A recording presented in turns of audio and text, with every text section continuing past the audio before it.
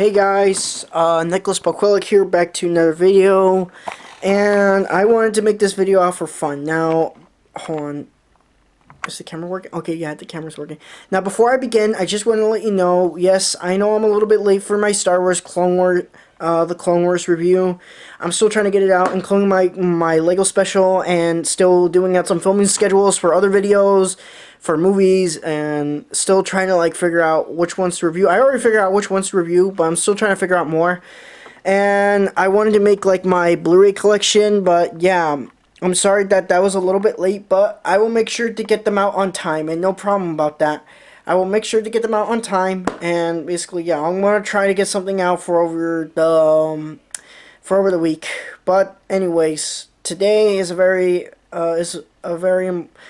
good video that I really wanted to make, and I seen a lot of people ranting about The Amazing Spider-Man 2. So now it's time for me to rant about The Amazing Spider-Man 2. And I know that is a little bit late for that, but now it's time for me to rant about The Amazing Spider-Man 2. So, let's get started.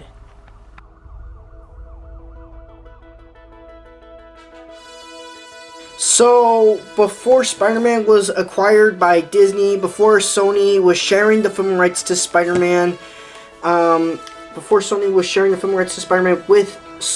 with Disney and Marvel, before the entry in the cinematic universe like Captain America Civil War, Spider-Man Homecoming, Avengers Infinity War, Endgame, and Spider-Man Far From Home, of course, there was a terrible sequel trilogy. Well, the first was not terrible. The Amazing Spider-Man was pretty good at best, and I think it started off in an okay way. But then we came up to the worst. The Amazing Spider-Man 2. The Amazing Spider-Man 2 sucks ass. I mean, why would I want to watch this really horrible movie? Why would I want to see this movie? This is probably one of the worst, if not the worst, Marvel films of all time. That, of course, 2003 Daredevil movie starring Ben Affleck and Jennifer Garner. That one kind of is terrible, although, yeah, it was basically terrible, and I wish that I could have done much better with the story. Watch the extended cut. This is more better than this cut. And for films like X-Men Origins Wolverine. Now, this is absolutely one of the worst Marvel films and one of the worst X-Men films I've ever seen before. And plus, they even ruined Deadpool. No joke. And films like Thor: The Dark World. Now, that was pretty underrated at best. Not pretty much terrible, but pretty mediocre. But yeah, this one, oh, this is much worse. I will put it along with X-Men Origins Wolverine. These two are basically the worst. No joke. Now, let's talk about why The Amazing Spider-Man 2 sucks ass. One, the reason why The Amazing Spider-Man 2 sucks is the relationship between Peter Parker and Gwen Stacy. Andrew Garfield and Emma Stone, I mean, they're pretty good actors per se, but still, this was a bit cringy at best, but they did a real great job with it. I will give it that. But it just feels like that the relationship wasn't that good, and that Gwen was wasted, unlike she was in the first movie. Gwen could have done much better with this. The romantic scenes could have done much better, but it just doesn't feel that right, and it just feels off and a bit lame. And doesn't feel too much romance. And the scene where Gwen Stacy dies, as a kid, when I first saw it, I absolutely cried in the theater. But since I rewatched this movie again and again, over and over again, for over these years, when I got older, it wasn't that emotional due to not having that much romance and due to not feeling like it's right in that, and that Sony completely rushed this. Another example about studio interference, which I will talk more about in future videos. But yeah, another thing is that Harry Osborn, that he's dying because of the same blood that he was born with from his father. The same disease that had killed his father. He was dying in that scene, and he says, "Oh, I want Spider-Man's blood," or something like that. And instead of listening to Peter, he just cries just like how much of a whiny bitch he is. Yeah, and I just feel like that the actor for Harry Osborn isn't that good, and it's not as good as it's not as good as what's the actor's name?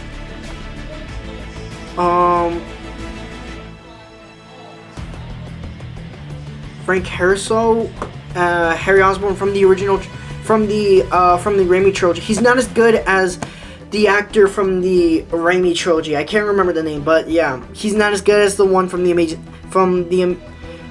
Raimi trilogy. He's not as good as the one from the Raimi trilogy. Another thing that I would also like to point out is that setting up a cinematic universe, but in a very poorly and shitty way. Now, that scene where that Harry Osborn and the guy dressed in black were going to like the secret laboratory, and there was like the vulture wings, there was the Dr. Octopus arms, there was also Rhino, there was many other villains that they were planning to set up for a Sinister Six movie. And it's executed very well. It's executed very poorly. That's what I meant. It's executed very poorly. That scene is executed very poorly, cramming too much villains. It feels like that Sony did not learn their lesson from Spider-Man 3. But yeah, they were setting up a Sinister Six movie, and it was executed very poorly. They hinted out the Sinister Six, setting up its own cinematic universe, just like what Marvel did. But in this, it doesn't feel that much worthy. I mean, they hinted out Felicia Hardy, aka Black Cat. They also hinted out the Sinister Six, where they entered the lab and they found like the weapons of the Sinister Six and armor of the Sinister Six. They also hinted out like Rhino, and many other villains, etc., etc., etc. But yeah, I mean, the reason why the Marvel Cinematic Universe did good with films like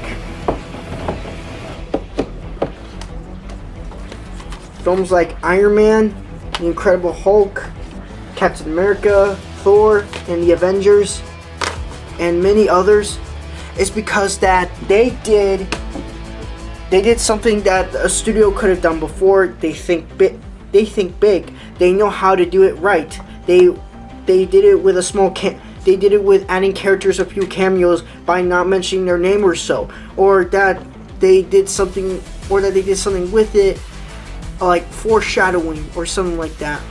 This one is like a huge big spoiler and executed very, very, very poorly.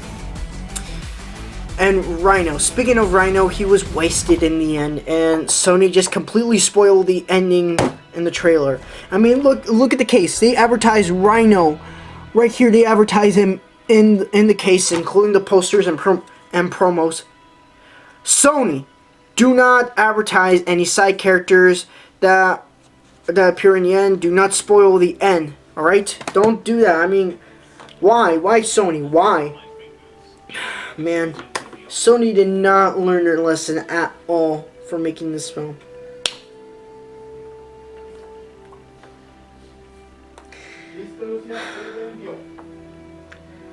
Yeah.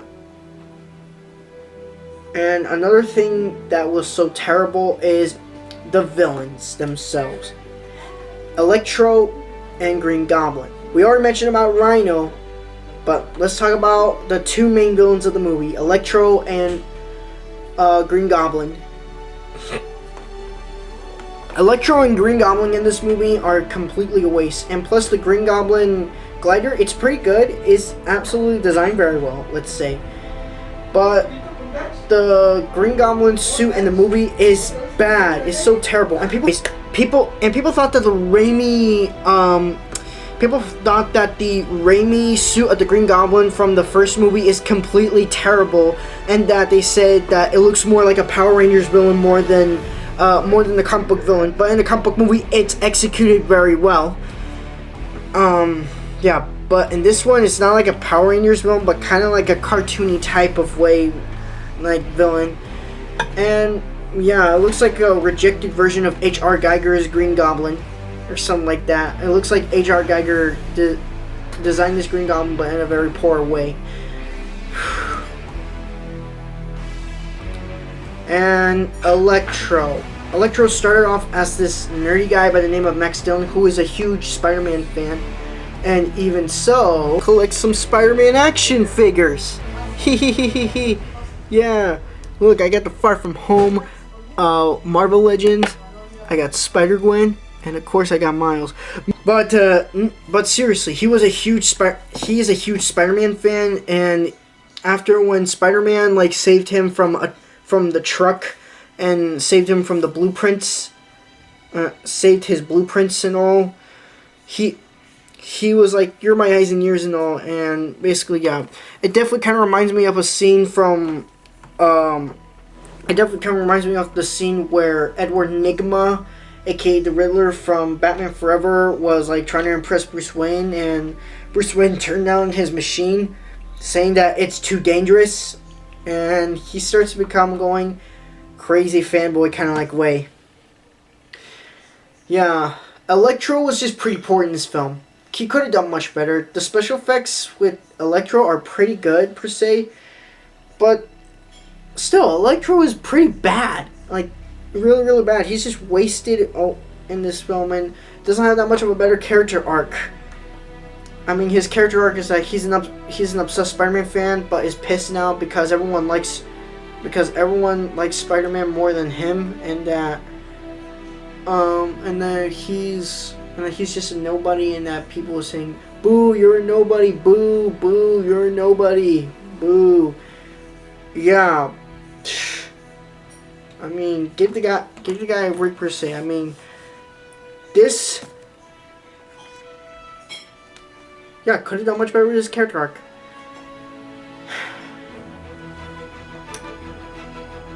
But on a positive note, I absolutely love the suit from the movie. I mean, I absolutely liked the design. It looked a bit similar to the Raimi suit, but the eyes are bigger, like the ones from the Ultimate Comics, and what else? And the big logo. I absolutely love the big logo, especially the one on the back of the spider suit. Yeah, but other than that, this movie absolutely pretty sucks.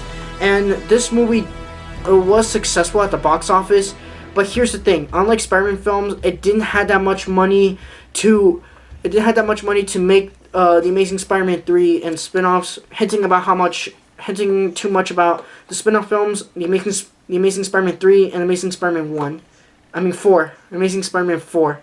They hinted out a lot of things happening in this universe, like Amazing Spider-Man 3 and 4, a Black Cat film, and they even wanted to do a Venom film and a Sinister Six movie. Yeah. I'm glad that Sony shut this down, and now we have Spider-Man in the Marvel Cinematic Universe with these films, of course. These films are much better. And of course, we even got one of the most greatest Spider-Man films of all time. Well, that, of course, including with Spider-Man 2, Spider-Man Into the Spider-Verse. But yeah, that's basically my rant about The Amazing Spider-Man 2. Now, new videos will be coming up really soon. New plush videos will be coming up pretty soon. Bigger announcements will be coming up pretty soon. And basically, yeah, I will definitely keep you posted on those pretty much soon. So that's all for the video. What do you guys think about my video of my Amazing Spider-Man 2 rant? Leave your thoughts in the comments down below. And basically, yeah, if you guys want me to do some more rants of movies, I could do some more rants of movies. Because I'm thinking about making like a Playmobil movie rant, saying about how much of the Playmobil sucks. But yeah, hope you guys enjoy. Please subscribe, like, share, and comment, and I'll see you in the next video.